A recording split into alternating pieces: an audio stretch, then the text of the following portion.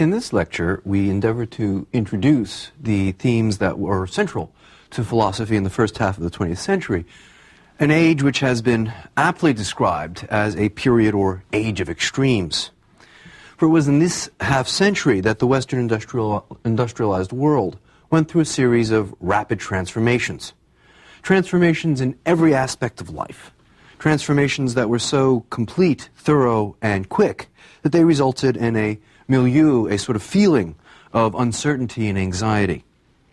And it was in this context of uncertainty and anxiety that modern philosophers re-examined the function, the role, and the practice of their discipline.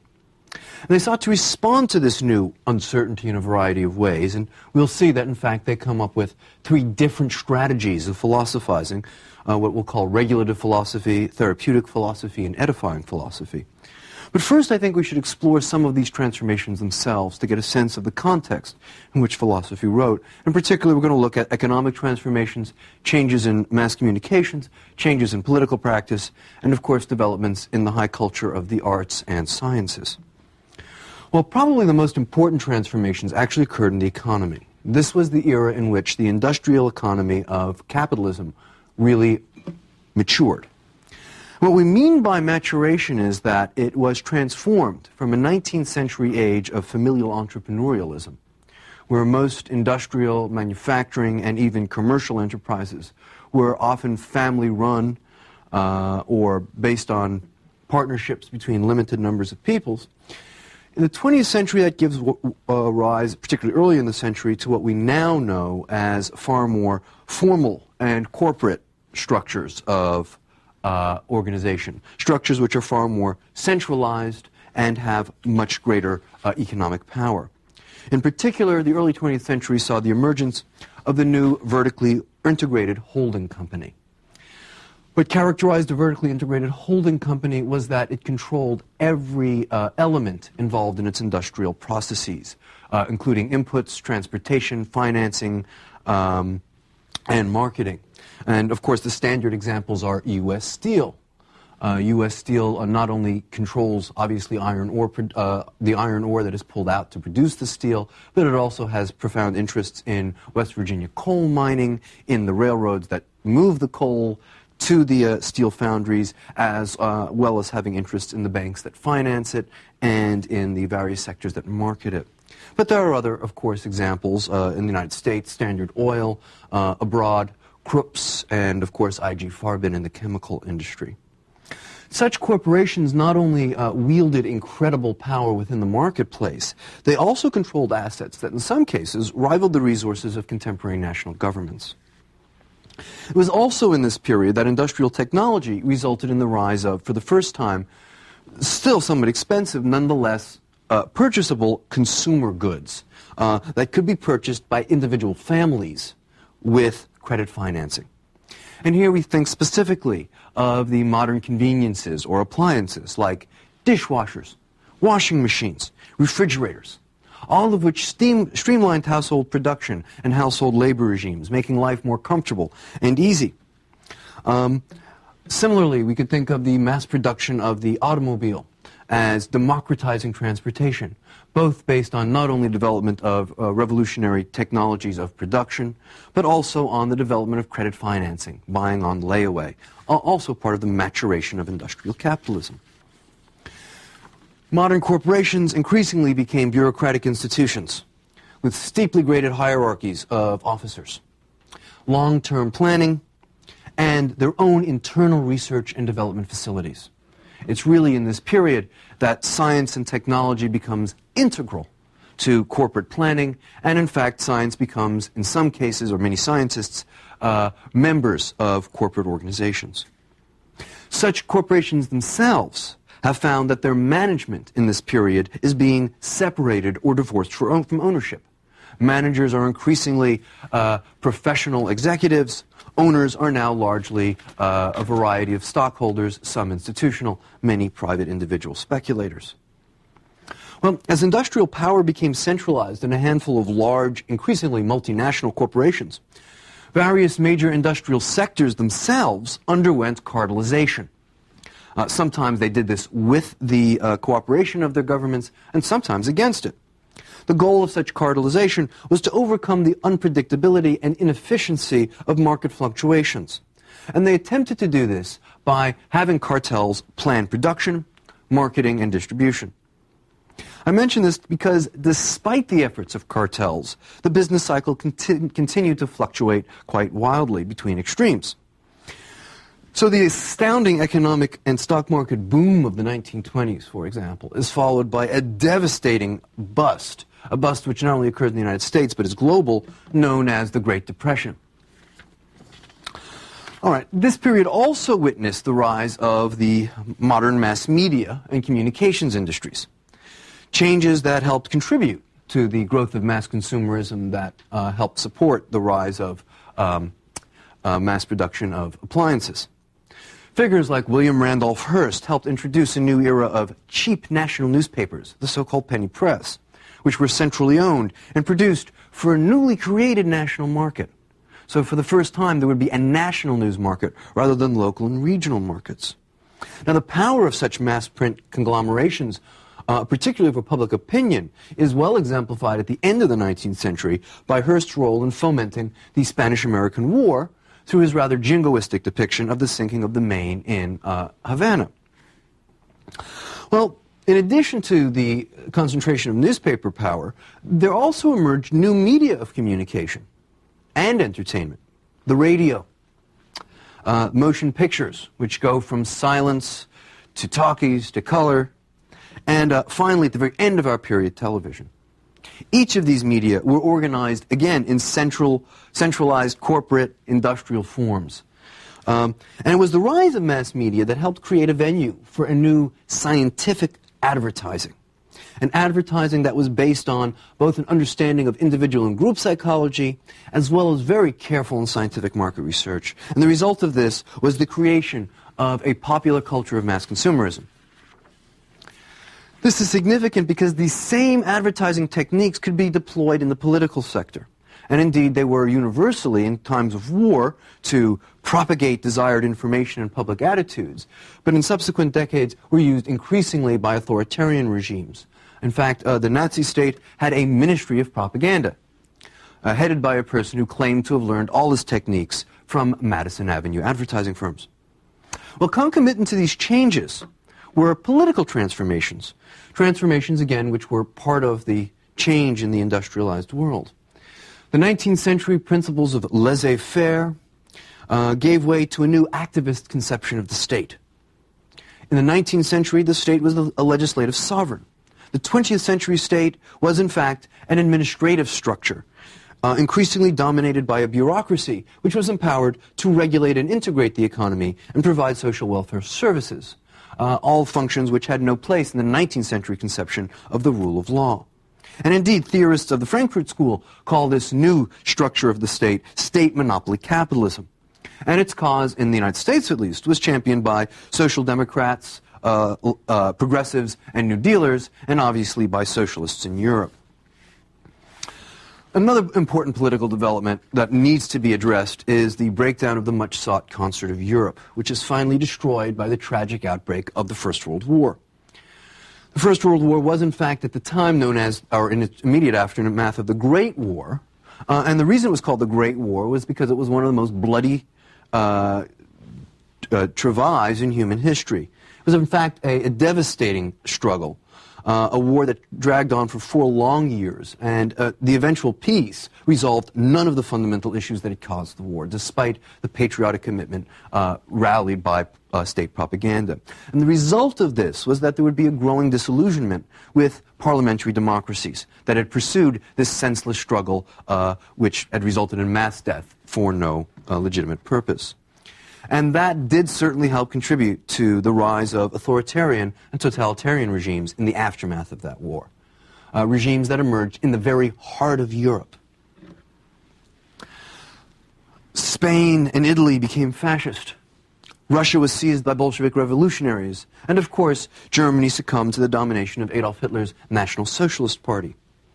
In the course of their tenure, Stalin and Hitler would perpetrate mass murder on a scale hitherto unimaginable. Finally, politically, the epoch ends with the Second World War, which in some ways is a resumption of the First World War, which itself culminates in the detonation of nuclear weapons in Hiroshima and Nagasaki. And it's that moment which in many ways reveals to the entire world the dark potentials of modern scientific rationality, which can result not only in labor-saving devices and appliances, but in mass destruction on a scale unimaginable. Finally, the culture of the modern West was transformed in this period by the emergence of both relativism and irrationalism, forces which seem to call the whole modern program of secular knowledge and progress into question. Indeed, science itself seemed to move in a relativist direction. Einstein, in his famous theories of relativity, had destroyed the core Newtonian convictions about absolute position and motion in space, and indeed had even destroyed the Euclidean conception of space itself in favor of a notion of curved space. In the field of mathematics, Kurt Gödel's incompleteness proof showed that, in fact, mathematics was not ultimately reducible to logic, that you needed to introduce separate and perhaps arbitrary axioms to generate elementary number theory in piano arithmetic. And most famously, development of quantum physics and Werner Heisenberg's uncertainty principle and his depiction of the Copenhagen interpretation of quantum physics further undermined the mechanistic determinism of the Newtonian universe. Uncertainty principle claimed that you can never know where the fundamental entities of the universe are before you observe them, because when you observe them, you affect their location, position, and motion. Even more disturbing, the Copenhagen interpretation of quantum physics claimed that, in fact, they weren't anywhere until you observed them. Heisenberg actually argued for a rejection of a Newtonian corpuscular realism, and he returned to an older Aristotelian metaphysic, one based on potentiality. And his argument would be the electron exists only potentially, until it is observed, and it's only at that moment that it becomes actualized. In the humanities, and particularly in the field of anthropology, an important development happened in America around a figure known as Franz Boas, who first formalized our current conception of culture as a shared world of meanings that is fundamentally relative to personal and social circumstances. Now, this culture concept would come to dominate the writing of history and most of the humanities, and would indeed have an immense influence over all of the social sciences. It would be popularized in following decades by figures like Margaret Mead, who would introduce the culture concept, and with it, its relativity, into the general public. In the arts, one senses a dark feeling of fear and foreboding, which seems to linger over much of, particularly the literary production of this period. Harry Mussel and Marcel Proust write masterworks of despair. James Joyce and Thomas Mann write works of spiritual redemption which cause us to turn away from the present towards an imaginary other world. And instead of utopian projection and reformist realism in literature, as we saw in the 18th and 19th century, this period produces the three great dystopian novels. We, by Evgeny Zamyatin, which points out the contradictions of Soviet life, The Brave New World of Aldous Huxley, which points out the dark sides and potentials of a capitalist consumer society, and of course George Orwell's 1984, which uncovers the dangers of centralized authority in a propagandizing state. Perhaps it was W.B. Yeats who best summed up the mood of the time in his famed poem, The Second Coming. The falcon cannot hear the falconer. Things fall apart. The center cannot hold. Well, it was in this context of tumult and change that philosophers sought to reconceptualize the role and function of their discipline. The result was the development of three competing conceptions of philosophic practice: philosophy as regulative, philosophy as therapeutic, and philosophy as edifying. Now, I want to point out, this is one way of thinking about the philosophy of the 20th century, and like all classificatory schemes, there are many cases of overlap. Many figures deploy more than one technique. But let's begin with the regulative conception, which obviously draws on heavily Platonic and Kantian antecedents. The regulative conception of philosophy holds that the philosopher should be a sort of high cultural critic, who develops criteria for distinguishing between what passes muster as rational and what doesn't. Obviously, such a philosophy is epistemology-based, and in some way it serves as the role of a high cultural censor by imposing rules and criteria for warranted assertability that will help us eliminate or at least limit the dangers of irrationalism and relativity. A.J. Ayer, for example, exemplifies this approach in his positivist analysis of language. The goal of the rigorous analysis of linguistic meaning was always to allow the philosopher to identify and purge nonsense, and that's the word Ayer uses, from the philosophical and high cultural scene. And in fact, positivism resisted relativism by offering a tripartite classification of truth. It distinguished really three different sorts of truths. You could have absolute certainty, which you would only find in logic and logical studies like the analytic philosophy that A.J. Ayer himself wrote. There was practical certainty, which was probabilistic, that you would find in empirically based judgments and in particular in science. And then there was mere opinion, which had almost no epistemic value whatsoever, and that included everything else. Well, the function, or one of the functions at least, of this classificatory scheme was to limit relativism to that last final realm, the realm of a mere opinion. Saussure shared many of Ayer's critiques of the metaphysical analysis of language and meaning.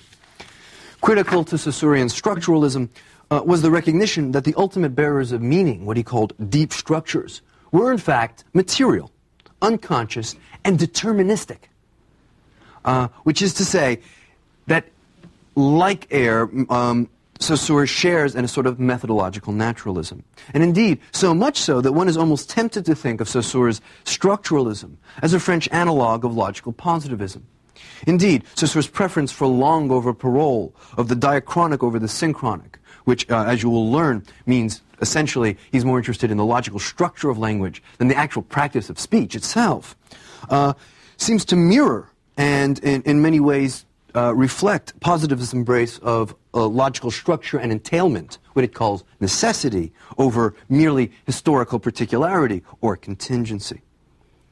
Max Weber also engaged in a regulative conception of philosophy insofar as he embraced the positivist distinction between is and ought, the so-called fact-value distinction. And this is evidenced, obviously, by his call for a value-free sociology, one based on facts and not values. De-ideologizing social theory, for Weber, was a regulative effort to construct a scientific or positive theory of man and society. And quite clearly, the taxonomic archetypes that are invoked by Weber obviously reflect the methodological techniques of the other life sciences, and in particular those of evolutionary biology. Well, let's turn to another way that philosophers thought about practicing their discipline, and that is the therapeutic conception of philosophy. Critical to this is an attempt to focus not only on theory for its own sake, but as a way of unifying it with practice. And that's the very essence of therapy, right? To use theory to ameliorate situations. Which is to say, rather than analyze and judge, like regulative philosophers, therapeutic thinkers sought to understand so that they could then ameliorate, and in particular ameliorate the human condition. So they do embrace modern science, they're not irrational, but not as a bulwark against cultural chaos or relativism, but as a means to fix identifiable problems and offer humanitarian relief. Obviously, this tradition was initiated by Sigmund Freud, and his pessimistic and naturalistic analysis of the divided self, a self split between a libidinous ego, the reality principle, libidinous id, I should say, the reality principle of the ego, and the morally demanding superego, was always intended not as pure knowledge for its own sake, but as a scientific means to reduce psychic trauma and pain. It was always designed precisely to give therapy. Now, the form of this treatment is in fact a talking cure, that's what Freud called it, whose central strategy is to reduce the power of hidden conflicts within our psyches and drives which dominate our minds by literally uncovering them, by talking about them and making us conscious of them. And the notion is that somehow once conscious of these hidden powers, they lose some of their grip on us. I mention this because talking cures are a strategy shared by almost all therapeutic approaches, including, as we'll see, pragmatism, Wittgensteinian ordinary language analysis, and the critical theory of Frankfurt School Marxism. Let's turn to the Frankfurt School first. While drawing heavily on Freud, they offered their critical theory of modern society as a form of therapy, not for Western individuals, but for Western societies and polities. Like Freud, their analysis was fairly pessimistic. They studied what they called massification, which they felt resulted in the degeneration of culture through mass media manipulation. But this was never meant as a criticism for its own sake. It was always intended as a scientific study that would enable us to pursue social reconstruction, that would help us free ourselves from the ideological blinders imposed by consumerist mass culture and allow us to think freely again and humanistically in reconceiving the possibility of living up to our Enlightenment ideals. And again, like Freud, critical theory is itself a kind of talking cure. We weaken the power of mass media and corporate state manipulation by rendering it visible, by simply talking about it to the point where we can begin to recognize it and are therefore armed against it. Now, the thought of Ludwig Wittgenstein represents an interesting transition. Wittgenstein really started as a regulative thinker, very much in the tradition of A.J. Ayer, as evidenced by the picture view of language that's found in his Tractatus Logico-Philosophicus. But the latter Wittgenstein, however, was thoroughly and self-consciously therapeutic. But rather than curing social or psychic traumas per se, Wittgenstein sought to cure philosophical distempers, philosophical confusions. And he did so by trying to show that philosophical problems really arise from confusions among linguistic uses. So Wittgensteinian ordinary language analysis is also a talking cure. It's not deployed on those neurotics or psychotics. It's not deployed on sick societies. It's deployed on troubled philosophers who think there are these things called philosophic problems. And what they try to show by exposing the confusions arising from different linguistic uses is that philosophic problems are not really about philosophy at all. They're about linguistic use, which is to say, ultimately, they're about life. And that makes these problems much more tractable and unites the theory of philosophy with the practice of everyday life and ordinary language. Well, pragmatism is also a philosophy that tells a story of transition from one conception of philosophic practice to another. In the hands of Charles Saunders Peirce in the 19th century, pragmatism was intended to be a purely regulative practice. Indeed, it was first proposed in an essay called How to Make Our Ideas Clear. You could not have a more regulative notion than that. But William James moved pragmatism in a therapeutic direction. He sought to use pragmatism to resolve metaphysical and psychological conflicts, most famously in the reconciliation between the tough or empirical-minded and the tender or idealistically minded philosophical worldviews. James's talking cure takes the form of showing us what's practically at stake in a psychological sense in seemingly dry, abstract, and technical metaphysical disputes. And again, look at how he does this. He's going to unify theory with practice. The theory must be judged on the basis of its implications for the practice of our psychological lives. But it's really John Dewey who directs pragmatic therapy towards society, as well as towards the practice of philosophy. Dewey historicized philosophy, and in doing so allowed us to see the irrational and often social class forces that have led to fruitless dualisms between subject and object, between mind and matter, between objectivity and subjectivity, and between truth and mere opinion. Such historicizing is therefore a kind of talking cure that frees us from the grip of what he called a spectatorial view of knowledge and allows us to embrace a more instrumental conception, a conception that demands that theory always be directly tied to practice.